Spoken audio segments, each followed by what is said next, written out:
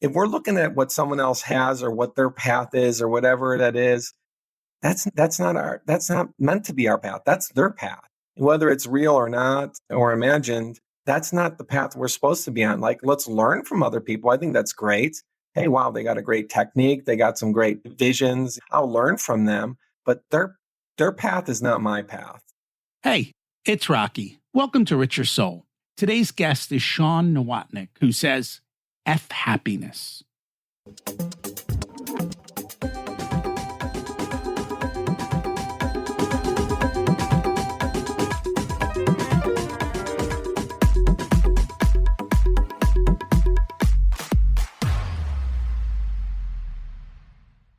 Imagine it's 12 months from now, and you've achieved your major life goals. How does it feel to be in the best shape of your life? To wake up energized, excited about the day? To have great relationships and friends who support you and propel you forward? How does it feel to have an excess of money, to be able to make the choices you want? To be fearless and open to trying new adventures? Imagine being connected to the universe and it providing everything you desire. It's possible over time, and your past does not dictate your future. The only thing holding you back from this vision is you. It's time to take control of our thoughts and use them to our advantage. Welcome to Richer Soul, where we achieve our dreams and bring balance to health, wealth, relationships, time, and spirituality. If you have not had a chance to listen to episodes 1 through 9, I encourage you to go back and listen to the framework behind Richer Soul and how to create the life of your dreams. You can also find all the show notes for this episode at richersoul.com. Are you happy? Perpetually, or is it a roller coaster ride based on what happens during the day? Shawn has had his highs and he's had his low lows, and yet he found his path. It's the many principles we always talk about. Let's see how he did it. Shawn Leon Nowotnik, MSN LCSW, is an artist, author, filmmaker, and therapist living outside of Chicago. After losing his son to suicide, he was compelled to reevaluate his own narrative and look at how loss, mental health, and addiction can affect every aspect of a person's life. He's developed a holistic treatment program and advocates for improved mental health and addiction disorder treatments. As well as researching, writing, and public speaking about addiction, community, mental health, narratives, and social issues, his new book is Fck Happiness: The Search for Meaning in a World Gone Mad, Chasing Happiness. Welcome to Richer Soul, Shawn Nowotnik. It's great to have you join us today. Thank you for having me here. It's a wonderful experience to be here. And I'm excited to learn from you. We always started at the beginning. What was it like when you were growing up, and how much did your family and school teach you about money? Oh, that's interesting. So I can tell you this is a kind of a funny story, and you can never do this today, but I learned about money from my grandfather, actually. So I grew up in Chicago in a poor neighborhood, and where there was corner grocery stores is where you get your items from. And my grandfather sent my older brother and I was probably about 4 years old when I first really came to the concept of money and the benefits of it and the power of money. And he sent a note pinned to my shirt to get him a bottle of beer, 2 white owls, and that we can spend the change on candy. So we walked down to the corner store, and that's when my first introduction to like, oh, this is how money works. Okay, you give people money, they give you stuff that you want. This is wonderful. And that was from my grandfather. And then he ran a fish market, so I got to little experience with business wise. So you buy product, you resell it, you mark it up, and people get goods that they want. So that was my first introduction to that. That's funny because if you did that today, he'd be arrested for letting a 4-year-old walk down the street. Yeah. They would have carded you at the store, right? They wouldn't have given you anything. It was a very different time. People don't realize how much freedom they have lost in a sense. Did the store owner know your family? Yeah. So, back in the old days, I don't know how it is now in the city, but in the old days, everyone knew everyone. In fact, everyone down the street, that was the version of social media, was watching it live, right? This was not, we didn't watch on phones and we didn't have computers back then. Everyone was, looking at everyone else's business out their front window, or they're on their porch and they're watching. So they know if you're up to no good or you're up to good. And yeah, the store owner knew my grandfather very well. So I don't know if it's just some random kid showed up to the neighborhood that would have a transaction of that nature, especially a teenager. So as a 4 and 5-year-old, my brother and I, it was perfectly harmless to them. Out of curiosity, did your neighbors scold you when you misbehaved? Yeah, so that was a thing. Well, actually, yes and no. So they would scold me, but they didn't need to, because I know there was a couple times where I was kind of on the fence of being in trouble, and the neighbor would say, "I don't want to have to tell your parents." And I was like, "Oh, wow, this is serious." So, the neighborhood watched out for the neighborhood, right? So, or they'd say, "Hey, we're keeping an eye on you. What are you doing over here in the alleyway? What are you up to?" And so, yeah, it was the community, right? We were raised by the community, and I think it was a wonderful experience. I don't think we do that well, I doubt we do that anymore. For a greater part, I know in our neighborhood, we knew all our neighbors' kids. And so people are watching out.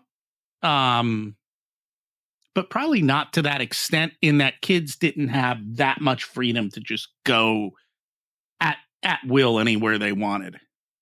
Yeah, I think it's kind of sad nowadays, because I actually seen, it was one of the southern states where a mother was arrested for letting her like 8-year-old walk home like a half a mile. And I was thinking, where I live and when I grew up, you were allowed to walk up to a mile to school, because that's where the bus lines started, outside of a mile. And now it's a crime, like, to let, I mean, it's not freezing weather. We're talking about 75, 80-degree weather, right? And how is this a crime? And it was just, I loved the adventure of being a kid, being able to kind of run wild again, with the community keeping an eye on us, that we weren't causing any real trouble, but there was a lot of adventure to be had and a lot of learning.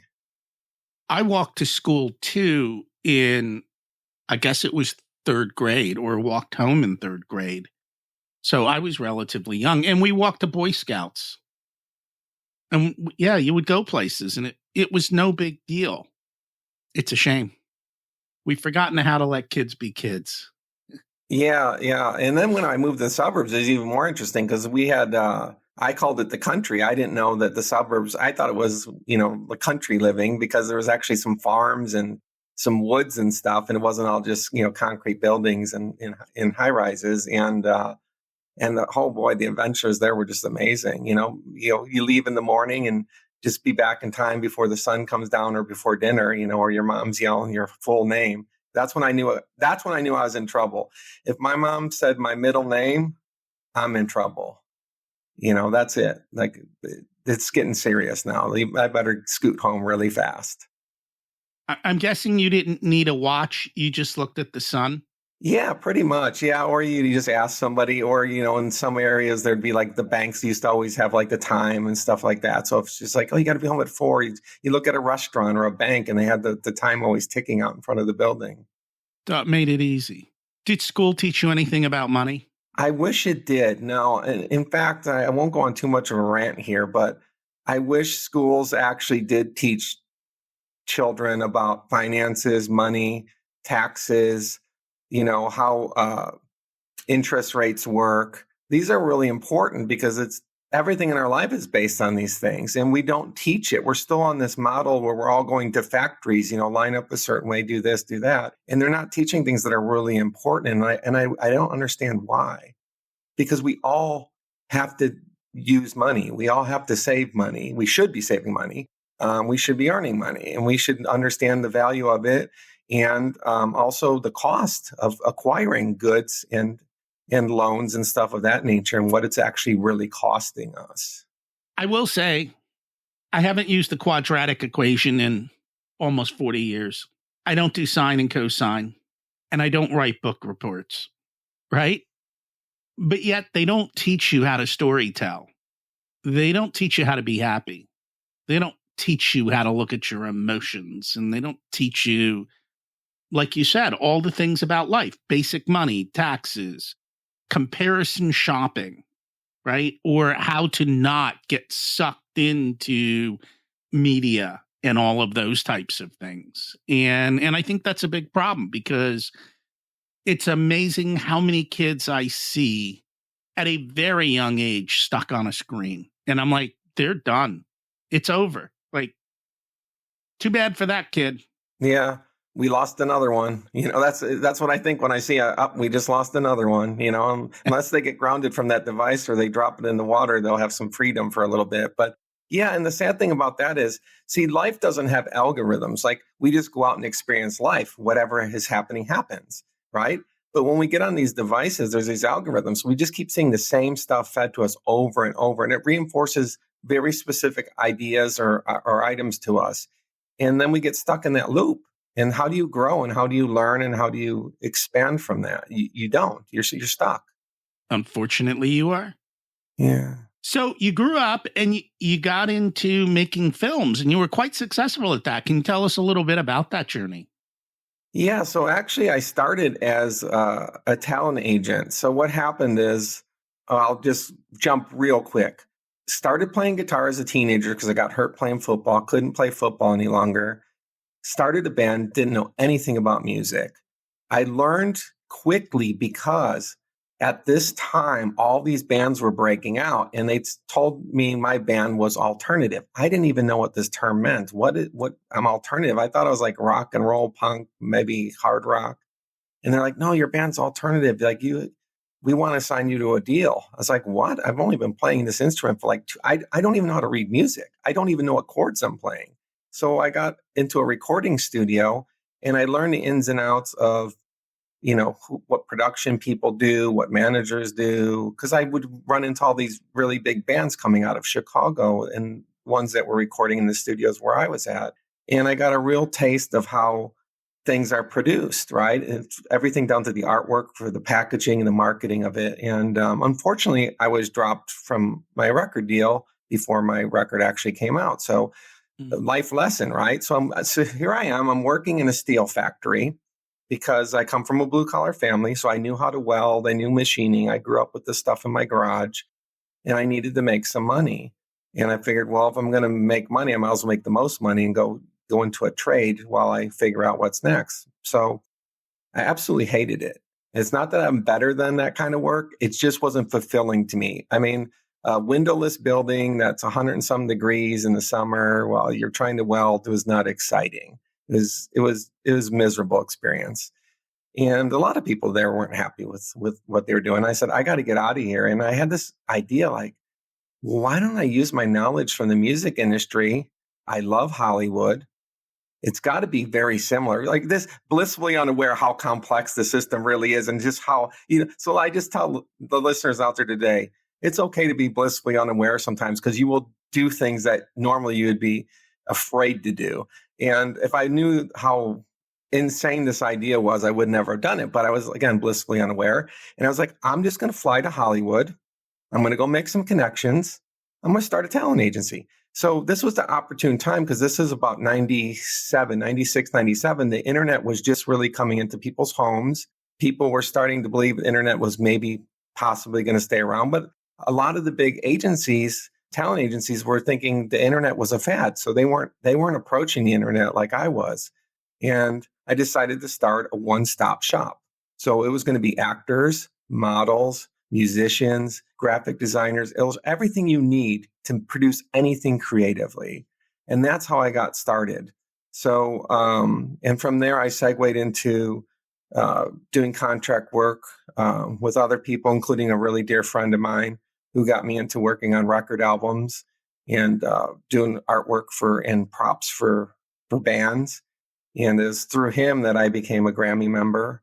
And I had made so many acquaintances. So one of the goals of my talent agency, which didn't work out, was, you talk about money. I was like, I really wanted a talent agency, but also I had this vision of well, maybe one day I can have an IPO and sell this thing. And, this is the gold rush of the internet. We're talking about, 90s. So this is, I'm hearing people just making this ridiculous money and people making deals. And I was like, well, I got to get some of this. Well, like the music thing, I did all right in the talent agency thing, but it didn't work out to have an IPO. And I segued into producing movies and marketing movies, and then also becoming a celebrity liaison. So I would travel almost like what I'm doing right now, but back in the day when people would physically always be at the studio, right? So I would travel with them and sit in the green room or sit in the hub where they're doing the interviews, and I would travel with them, and I'd kind of be their kind of gatekeeper of what questions could or couldn't be asked, and kind of prep everything. And it was a wonderful existence. So that's my introduction to Hollywood, and and it was just a wonderful, wonderful time. It was about 17 years I spent traveling between Chicago and Hollywood to do the work. I have a question about that. Sure. Are all these celebrities happy, or are they miserable, or does it vary? So that's a great question. And of course, I can't answer for every celebrity, which I know you know this, but the ones, and I met hundreds, probably had interactions with at least 1,000 celebrities, probably the biggest names you could imagine in the industry. I had met and I had an opportunity to speak to and spend time with, or attend award shows or work with, or some way or the other. And one of my big misconceptions was that everyone would be happy, especially those that had a lot of money or had a lot of prestigious awards.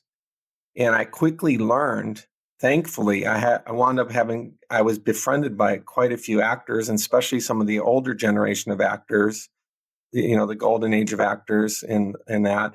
And they had told me, like, Shawn, no, the Oscar or the Grammy, not that it's not a wonderful experience, but that's not the end all. That's not going to make you happy the rest of your life. And I was thinking, you guys are crazy. You guys, you as they sit there with the shelf full of them, and I'm telling them they don't know what they're talking about, and they're the winners of these awards. And it took me a while. I kind of half listened, like, okay, yes, I respect what you're saying, but I disagree, because when I win one, it's going to change my life. I don't know about you guys, but I'm gonna win the right way, and it's going to make me happy and change my life. Well, I found that it doesn't make them happy. And there's a lot of really sad and dysfunctional people in Hollywood. And I don't mean that in a negative way. I mean that in the reality of human nature is you have a lot of people who are isolated because they have so much money. People only want to speak to them, talk to them, to get something, to sell them something, to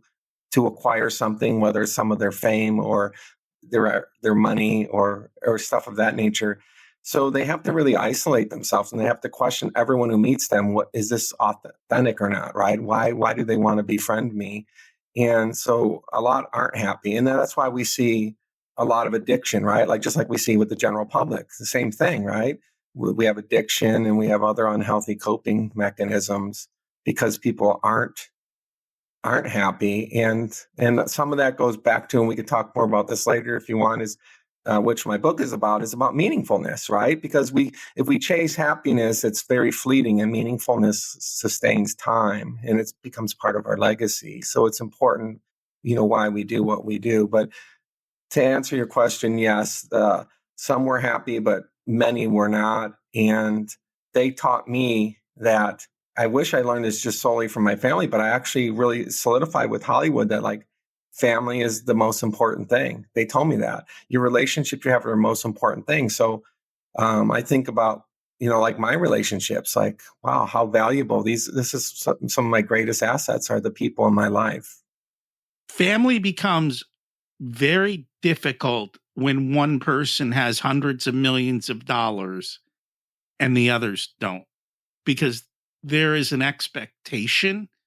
And even if you buy the parents a house, then it's like, well, you didn't furnish it. And now I need a maid. And now you need to pay my heat bill because I can't afford the heat bill. It's a constant gimme, gimme, gimme a lot of times. And so it becomes a difficult line to walk. And to kind of navigate through that. I agree. I'm glad you brought that up because that's something I didn't leave out is many of these celebrities have purchased many homes for family members, have purchased their cars. And what comes with that? The stress and the burden of doing so, because these families, they have $1 million home. Most of them cannot afford the taxes. So let's not even talk about the upkeep. Just the simple tax of that home alone is a burden. So then they're paying the taxes. So it is. So a lot of times they feel like every time they pick up the phone and someone's calling them or sending them a text, it's because they need something, right? And then you become someone's caretaker and no longer just a relative or a family member. And that's a difficult thing to navigate as well, especially because a lot of people feel entitled, right? You're successful, so you should be taking care of me. And it's like, well, it's one thing to give someone money. It's another to basically have to take care of their entire life, right? And pay their bills and manage their needs. Most people didn't sign up for that, nor are prepared for it.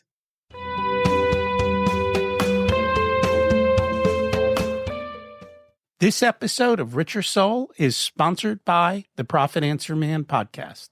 If you're a business owner who wants to scale and grow, increase profits, or want to have strategic conversations around your financials, then check out the podcast. You'll learn how to work less, increase cash flow, increase profits, and build reserves to help you weather storms. It's built on the Profit First methodology of pay yourself first. The Profit Answer Man podcast is a must listen to for every small business owner and anyone who wants to help them survive and thrive. Check it out on your favorite listening platform.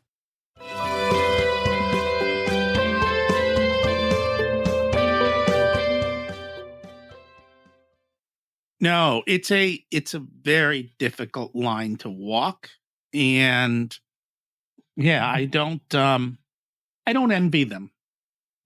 Yeah, and I will say this, for any of my relatives out there listening to this, I don't have hundreds of millions, so don't listen to Rocky. I don't know what he might have been telling you guys, but just be happy with the TV or whatever I've given you in the past, a free book or something, and but there's not hundreds of millions stashed away.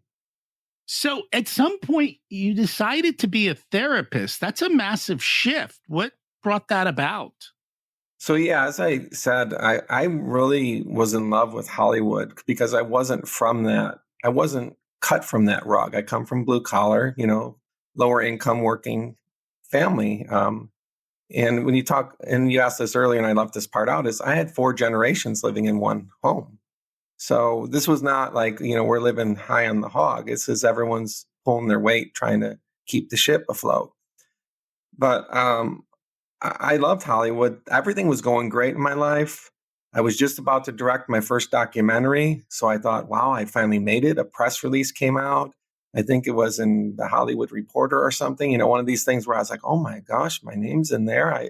I've officially made it. Whether I have a bomb or not, I don't know. But right now I've officially made it. And I signed a deal to direct this movie. And within a week, my son had taken his life, my teenage son. So everything in my life was just immediately turned upside down. I went from being on the highest peak I thought possible at that time in my life down into the lowest valley. So how the transition happened is, the short of it is, after being a recluse for a while, just to try to understand, I just couldn't understand the gravity of what I just experienced losing my son. And after a bout with depression, I said, I gotta study psychology a little bit just on my own and try to understand why, make sense of this. Why do people do what they do? And I still was not really functioning at 100%. And my sister, bless her soul, she kept pushing me to go to therapy. And she said, there's a group in the neighborhood, like a neighborhood next to my house, and said, you need to go. And I said, and I kept saying no. And then finally I said, if you will stop bothering me, I will go. But if I go once, that's it. So that was enough for her. So I went. And I didn't, and I'll be honest with you, and there was nothing wrong with the group and nothing wrong with the people in the group, but I didn't really get anything from it. In fact, I almost felt felt even heavier because I realized just the amount of suffering that people were going through, because it was a group about people who lost people to suicide. But what I did gain from it is I really enjoyed the people. So like, there's a break in the group and they were all gravitating, not all of them, but a good amount of them were gravitating around me. And they said, oh, you have a different perspective. You tell jokes about your son and you're telling all these wonderful stories and it's not all doom and gloom. I was like, well, that's how I choose to remember him. And it was really interesting. And they said, are you going to come back to the next group? And then I couldn't say no. I don't know why, but I just couldn't tell these people no. So I said, sure, I'll go to another group. One thing led to another. I wound up going to a couple groups. And then one day after group, a bunch of people wanted to go have coffee, which I don't drink, but I went out and I had my, whatever it was, sparkling water or whatever I drink. And someone there said, you should start your own group. And I was like, wait a minute, I don't even want to be in a group to begin with, let alone the leader of a group. And then they said something even more provocative to me. And they said, you should be a therapist. You're really good at talking and listening to people. And I thought, no way. I'm a creative type. I'm a Hollywood guy. Like this is the most absurd thing I ever heard. But I went home that night and all I could think about was like, what would life be like if I was a therapist? I went to sleep. I woke up in the morning. I was like, yeah, I think this is I think this is my calling. This is the best use of my time. I might be able to save some lives. I might be able to change some lives at least. And within 2 weeks, I was signed up to study psychology and pursued becoming a psychotherapist, which I am now today. And I write books on the side to reach a bigger audience. And that's how that happened. So when we talk about, like, my book is, it's Fck Happiness, The Search for Meaning, there was nothing happy about my journey to becoming a psychotherapist, though I thoroughly enjoy my life and I love helping people. The journey itself was not happy, but it was meaningful. And meaningfulness will get us through the hardest things in life. And at the end, these beautiful things happen through these journeys.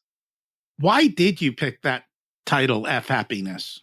So this is a funny story, if you'll indulge me for a minute or two to tell it. So about 2 years ago, I had just finished promoting my book, Habits of Successful People, which is loosely based on my time in Hollywood from the interviews I did with different celebrities about what they recommended for success, everything from exercise to eating healthy to using SMART goals and all these other things. And I was wondering, what's next for me? And some of your listeners are probably thinking that right now, like in their life, is like, what's next for me? What's my next goal? What's the next mountain I want to conquer? What's the next finish line I want to cross? And I was thinking even deeper, and I was thinking, what should I do? And then I was like, wait a minute, am I happy? For some reason, this thought was in my mind, and I was like, I couldn't answer that. Am I happy? And then I thought, well, if I can't answer that, I wonder if I'm even making my clients happy. And I couldn't answer that either. So what does a psychotherapist and author do when they need information? They go to the almighty Google, and you type in happiness into Google, and you try to figure out what happiness is. Well, this really wonderful thing happened. Out of the millions of pages that were there was a movie recommended, and it was called Hector and the Search for Happiness. And it caught my eye because it said the movie is about a psychotherapist who questions whether he's happy. And I thought, well, this is really weird. Like, is this like story about me? I'm questioning happiness. I'm a psychotherapist. And then the next line of the description says, and Hector questions whether he makes his patients happy. And I thought, all right, am I on like some kind of show where someone's going to kick open the door and be like, we got you. It's not real. We just heard what you're talking about. And I was like, this is my life. I have to watch this movie. So I watched the movie, and I won't tell your listeners about it because I want them to watch this movie. It is wonderful. But after the movie was done, I was happy. I was elated. I was bursting with joy. I was like, I know what I'm going to do next. Like, I had this epiphany. I'm going to research happiness and write a book about happiness. So I spent the next year, starting that night, I opened up my laptop started the first page at the title page, and I put in happiness as a working title. And I spent the next year researching and writing about happiness. Well, a year passes. As I always do, I print out the manuscript. So it comes out, and there it says happiness on the cover page. And I'm reading it, and I get note, and I have my pen in hand because I always like to make some notes in the margin before I send it off to the editor. And I can't even get through the first chapter, and I have a sinking feeling in my stomach. Something's wrong. Happiness isn't the answer. I've got this all wrong. And now I'm getting frustrated because I just spent a year researching happiness, wrote a book about happiness, and I can't support this idea, this notion that we should be chasing happiness. So out of frustration, I wrote the F word over happiness on the manuscript and threw it down on my desk. Well, when I came back, I looked at it and I was like, it was epiphany. I got like hit by lightning. It was like, that's what I need to be researching. It's not about happiness. In fact, I'm going to talk about why happiness isn't the answer and why meaningfulness is the answer. And when I thought about Hector and the Search for Happiness, that movie should actually be called Hector and the Search for Meaning, because what Hector actually found was meaning. And I was like, meaningfulness is the answer. So it took me a year of my life writing a book that is never going to be released to come up with that title. So what does meaning mean? Okay, so first let's look at happiness. So I'm not anti-happiness, and I think everyone should enjoy moments of happiness. I think it's great, but we shouldn't chase it. Meaning is something deeper. I'll give you a funny scenario that everyone could understand. Really simple. Happiness is ordering a pizza. It shows up to your front door in 30 minutes or less. It's hot. You open up the box. It looks beautiful. It tastes beautiful. You enjoy it. But 30 minutes later, you're wondering what's for dessert and what's on Netflix. Happiness is fleeting. It's very momentarily. So let's use the pizza as an example again. Now take that same exact pizza. Now have that pizza with close friends, your partner, your spouse, dear colleagues, sharing deep, meaningful connections. Where that first pizza, you were happy, but you're not going to think about it in the future. Maybe if you order pizza again, you'll say, well, they did a good job. I'll order from them. But there's no deep meaning to that.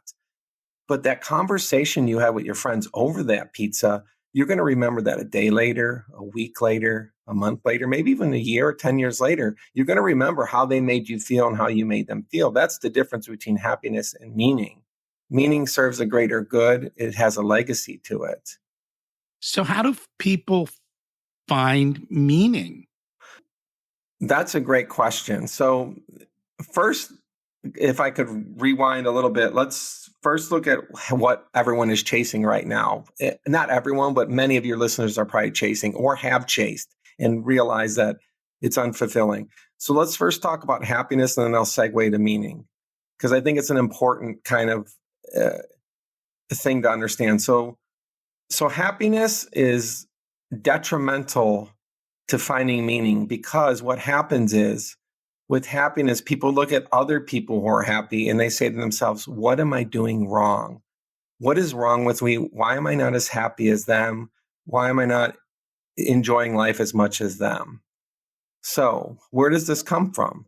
Well, I would assert there's two major components that why we are chasing happiness. One is advertising and marketing, right? This is no surprise probably to your listeners, right? So advertisers and marketers are I call them these slick weasels who weave these magical tales of how their products and services are going to change our life for the better and make us happy, right? What's the second thing then that we're battling? Is something that we've really only battled in the last 2 decades in this form, and that's social media. So you have all these curated moments of happiness that aren't real. It's not to say all photos aren't real or all moments aren't real, because I'm sure someone who posts their wedding photos on a social media probably really did enjoy it. It probably has meaning. But there's a lot of other photos of very dysfunctional families that look happy, but they're not happy at all. They're not having a meaningful life. They don't get along. They don't talk. they go out to dinner and they sit with their faces in those phones and they don't share quality time. So social media, has these curated moments that we're trying to live up to. And again, that's very fleeting. Happiness. So what happens is people are constantly trying to consume things to make themselves happy. And it's just unsustainable. And there's something called the hedonic treadmill that happens. And this is where it's a psychological phenomenon where we return to our baseline of happiness, good or bad, after making a purchase or something happens to us. So what does this mean? This means that new promotion, that corner office, that new car that you just bought, that really sporty car that's so awesome. Before you make that first car payment, that happiness is going to be gone. You're going to be back to your baseline before you purchased it. So happiness is this very empty, fleeting thing. So let's switch to meaning. Meaning deeply connects us to what we're doing. It's a journey. It's a process. So if you think about my time in Hollywood, we can just go back to that. And it was meaningful to me. Yes, there were moments of happiness, of course, high-fiving someone on the red carpet. My mom sees me on TV. That's awesome, right? But the meaningfulness comes from the relationships that I had. That the people who became friends, the people who became mentors, the people that I could lift up.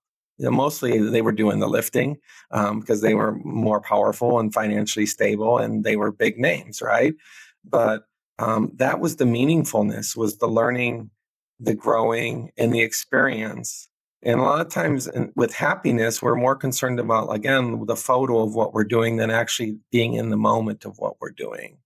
So many people are worried about taking that picture of that dinner.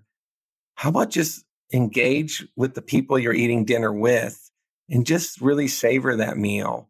Is it really about but to many people, it's more about how the photo looks than the actual experience. I need to capture a really great photo so everyone sees how wonderful my life is. And it's like, well, you're missing the point because it's about the journey. And you don't actually need anything for meaning, do you? In the sense of it's just about letting go. So there is some of that, yeah. So when we think about meaning, okay, so here's the other thing about meaning, which I probably left a big component out of it, and I talk about this in the book, is to really understand meaning in life. And this is what in the book, this book is different than my previous book. My previous book, I was telling people what to do. You should do these things. Just listen to me and do them, and your life will be better. That was in Habits of Successful People, right? Do these steps, follow ABC, and you will get a reward. You will get some improvement in your life. This book, Fck Happiness, is totally different, where I'm saying to the reader or the listener of the audiobook that question yourself. What is the main question I ask in the book? And the main thing I want people to walk away with is, what is your authentic self? So how can you have meaning in life if we don't understand who our authentic self is? So if you really think about, we talked about this briefly about school. You asked the question about school. So think about our school system. From a young age, we're taught to line up, act a certain way, walk a certain way, sit a certain way, raise your hand, which isn't necessarily bad, but, and then they're telling us they're no longer teaching us how to think. They're telling us what to think, right? So we have these people that are not living their own narrative. Now we're conditioned to act and be a certain way. So many people are going through life, and that's where a lot of this discomfort, anxiety, depression, and other things come from, is they aren't living an authentic life. They're not living their own narrative. I don't know how many of your listeners are out there going, were you the good kid or were you the bad kid? Were you the smart brother or the dumb brother? Were you the good sister or the bad sister, right? So we have all these roles that are assigned to us, and that becomes our narrative often. And people don't take the time later in life to go, wait, is this really my narrative? And what is my authentic needs? So part of meaningfulness is the only way to find true meaning is to be authentic to yourself. So to really look at what motivates you. So one of the things I would recommend to the listeners is I really suggest journaling to people. And if you don't want to journal, just take out a sheet of paper, use the notes on your phone or whatever. Is ask yourself, what are your core beliefs? And a lot of people can't answer that. If you ask them, what are your core beliefs? They look at you and go, what are you talking about? You know? So a lot of people are disconnected from that. And it's like, well, how do you make decisions in life if you don't know what your core beliefs are? And that's why so many people are at odds with their life, and they're kind of living this paradox because they're doing things that aren't necessarily fitting in with their core beliefs. Um, a perfect example of that is you could look at this weird dichotomy as like there are people who understand money and understand finance, but yet they keep sinking themselves into credit card debt every month, even though they know they shouldn't, right? This is what a strange dichotomy, right? It's like, no, review what your authentic self is. If, having stability and financial health and wellness is important, you wouldn't keep doing that. So you got to remind yourself of like, these are my core values and I should live according to those core values. Again, it's not what I'm telling the listeners they should have as core values.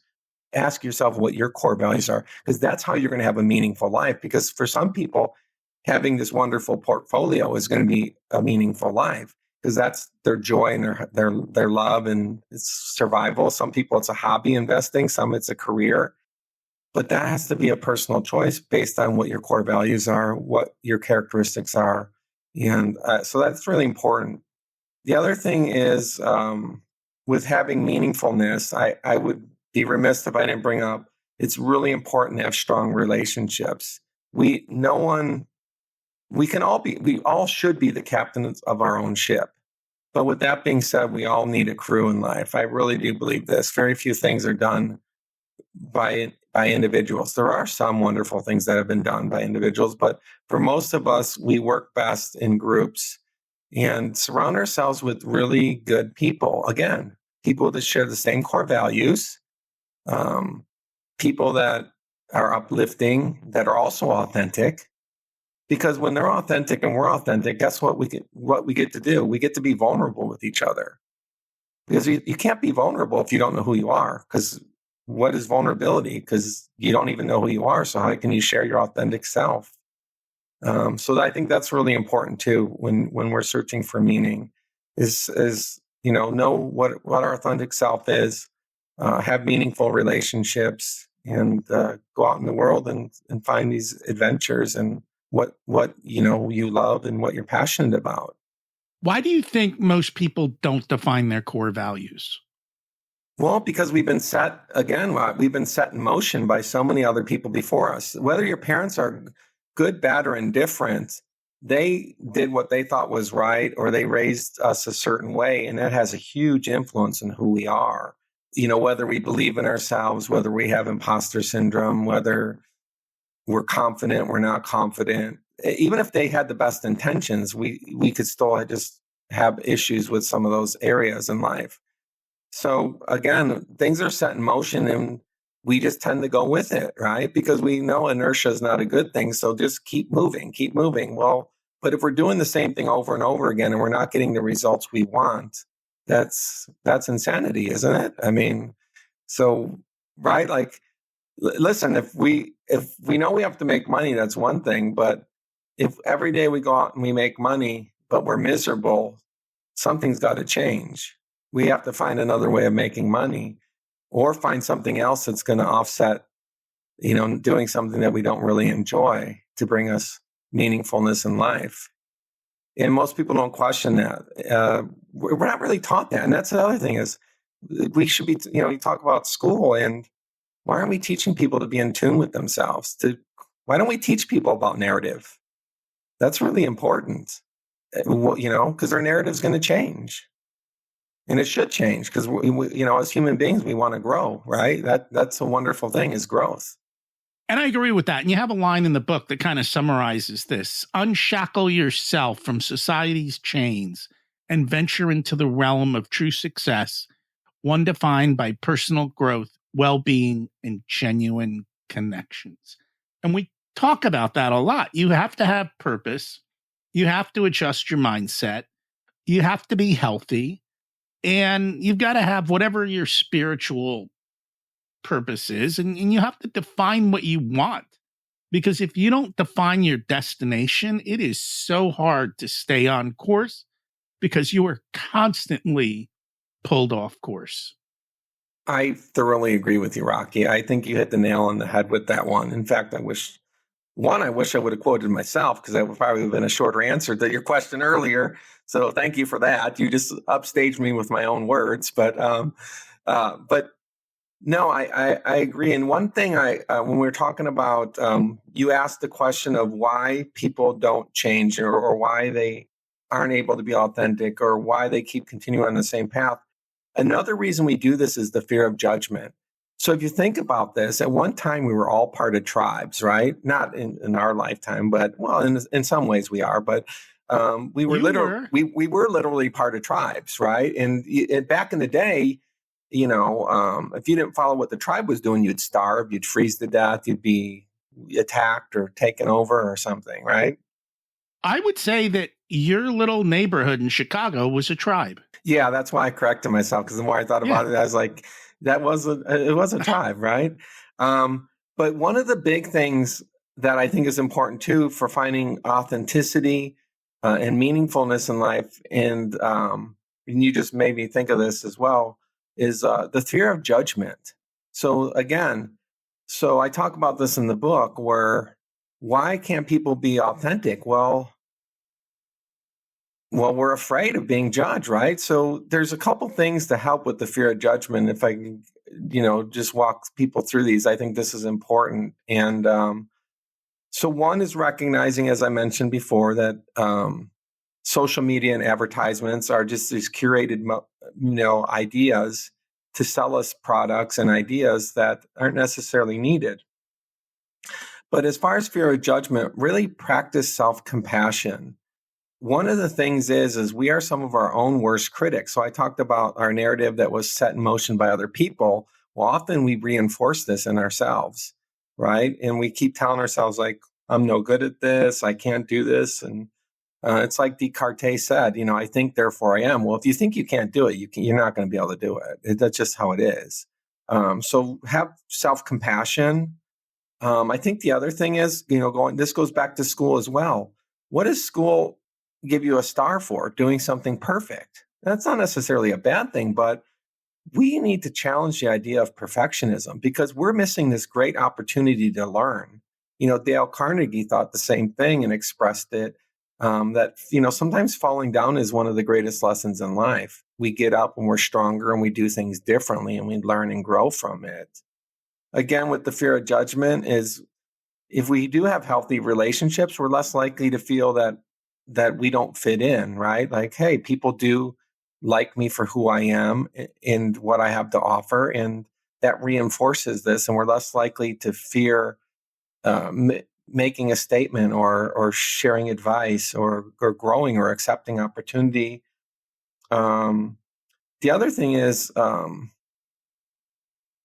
kind of, with the fear of judgment, often we let constructive criticism destroy us.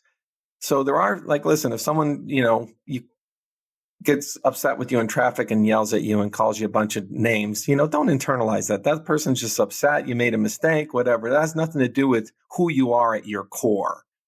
But if someone does pull you aside and gives you constructive criticism and says, hey, listen, I think, you could improve in this way or that, take it, accept it, evaluate it and see if it's an opportunity for growth. And don't let it make you stop doing what you're doing. Again, like I said, challenge the idea of perfection. We're not perfect. It's like life is a learning experience. Wisdom isn't gained in a book, right? Wisdom is gained through time. And that also requires falling down, making mistakes, learning from them, and growing.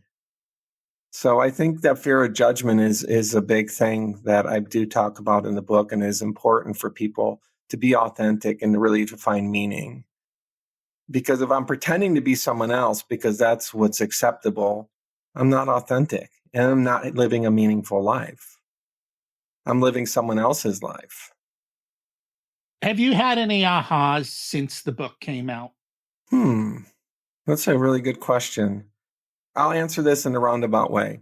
So one of the reasons I write books is not just for the reader, And I know that sounds terrible. Like I should write books so that, because I want to solely help people. And I do, I truly do, but I write books for myself first. I feel there's a lesson I need to learn. So those aha moments for me are often throughout the process of writing the book where I'm like, oh my goodness, I've been doing this for years. I got to stop doing this. Or, oh, I'm doing this right. Right. So I do have those aha moments. And one of them was the fear of judgment. I realized, like, here I am. I lived this life where I was, in the limelight and on the red carpets and in front of people asking for lots of money or whatever, or to invest in somebody else.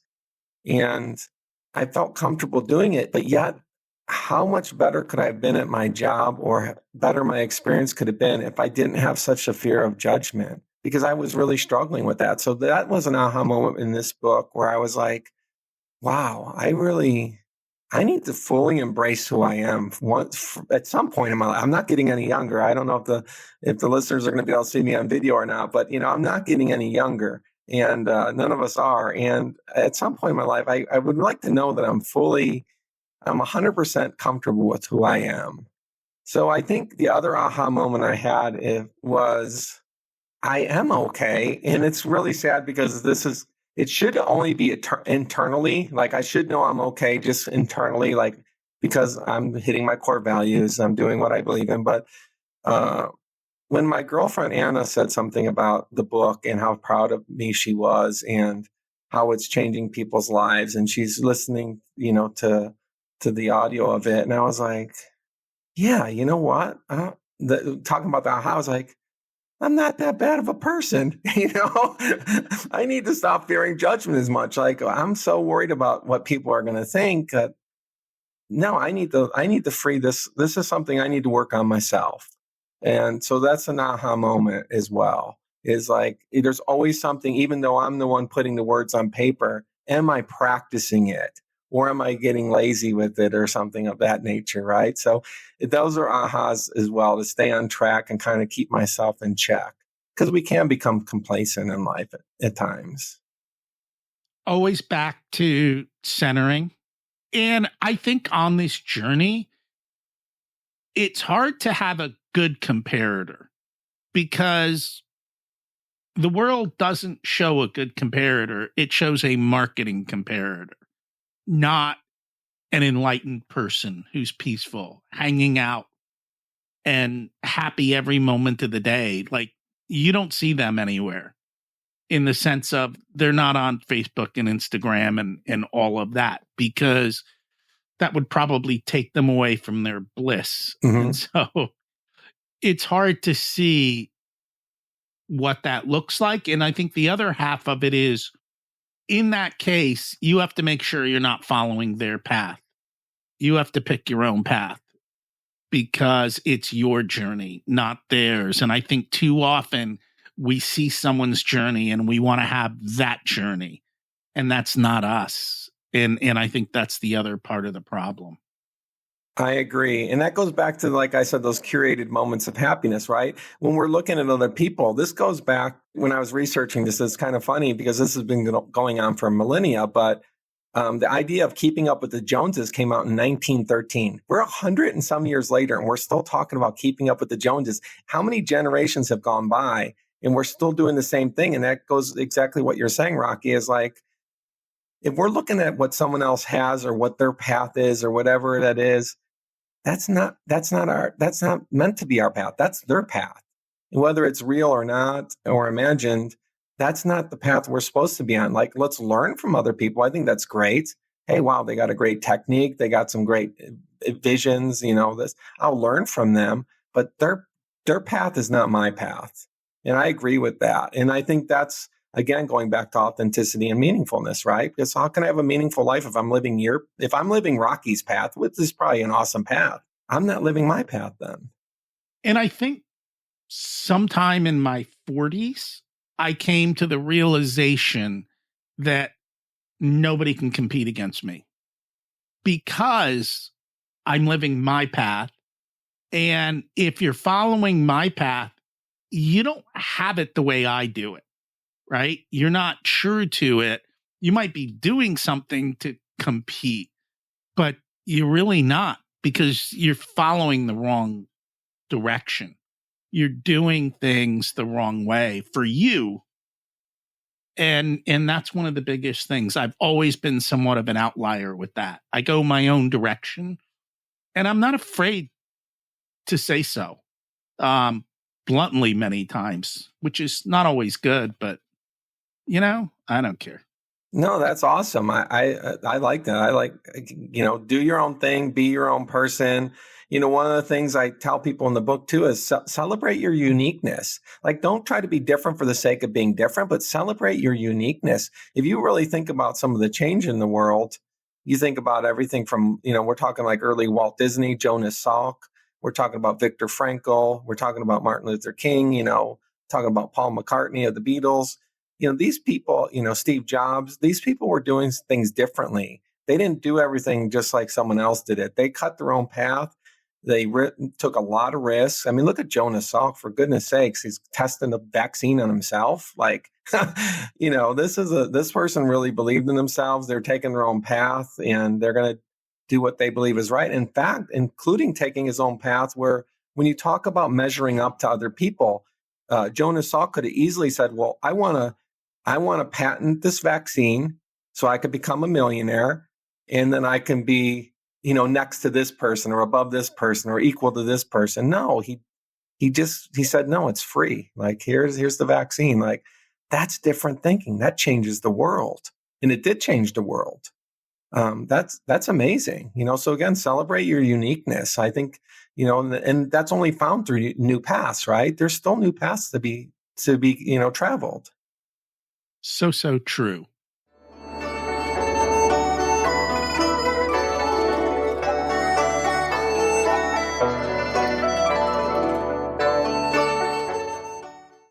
It's time to learn the secrets of life. What's your secret to living an abundant life? Gratefulness. I think when I'm grateful and when I remind myself how grateful I should be, I come from a really good position of having enough and not needing more than I already have. So I think gratefulness is really a great guiding light for me. And it brings me from a place of fulfillment and brings me away from that fear of scarcity. And most people really struggle with, I have enough. They always want more. When you can just say, I have enough, regardless of where you're at, life is easier. What did you learn later in life that you should have learned sooner? That I'm good enough, that I'm worthy, that I do have value. And I don't think I felt that as a child, and I don't think I felt that into my early 20s. I think it took later in life. In fact, I didn't fully believe it until after losing my son, studying psychology and understanding why. So we talk about narrative earlier and stuff like that. And I didn't really truly believe that I was a worthwhile human being. I think 99.9% of people struggle with that one. If you were to give an 18-year-old one specific piece of wisdom, what would it be? I would go back to what I said in the book. I'm really big on authenticity. Question everything. Find out who you really are. Find out what really sets you on fire, what you're passionate about, and pursue that with vigor.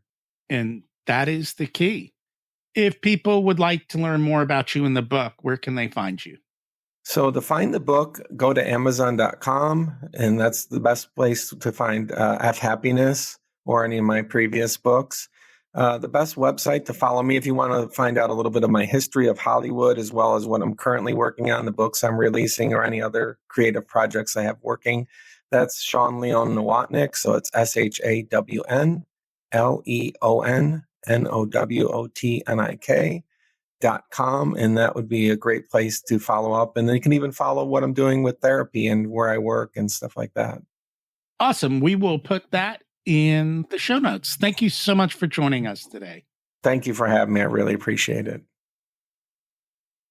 If I asked you what the meaning of your life is, would you know the answer? Are you clear on your core beliefs, the direction, taking action, growing personally, letting go and finding a higher level? Thought being a star, being rich would make you happy, think again. By the way, next week, we're going to continue this conversation with Brian Bogert, and we're going to talk about how going through this is the path to success. By the way, if you know someone who might appreciate this episode, would you do me a favor and share it with them? I would appreciate that. They probably will too. Thanks for listening. Have an abundant week.